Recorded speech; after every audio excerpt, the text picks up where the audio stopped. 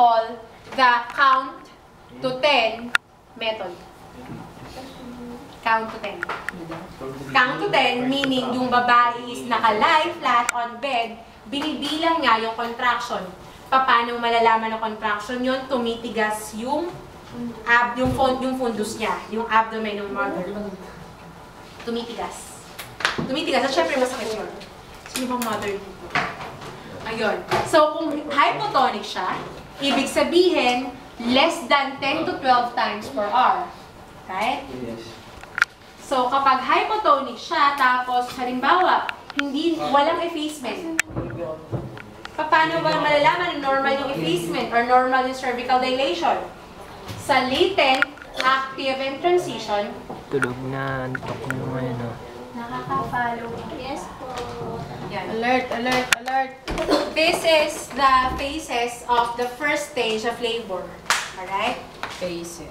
From the onset of the true contraction to full cervical dilatation.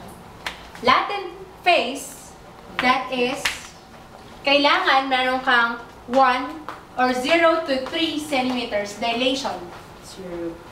For active, that is 4 to 7. For transition, that is 8 to 10. Yeah. That is cervical dilation. 0 to 3, 4 to 7, 8 to 10. How about the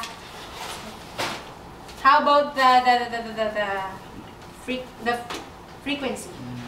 Frequency is, help me with this. 30, 6, no, it is the duration. 30, 60, 90. Or, pwede itong 20 to 30, 40 to 60, or 60 to 90. That is the duration. Ang frequency niya, or ang interval, the interval is 5 to 30 minutes yung latin. Tama ba? 30 minutes, 5 and 2. So, for Latin, ibig sabihin, meron kang interval na every 30 minutes ang kala magkakontract. For active, meron kang interval na every 3 to 5 minutes lang siya nagkakontract. For transition, that is every 2 to 3 minutes lang siya nagkakontract.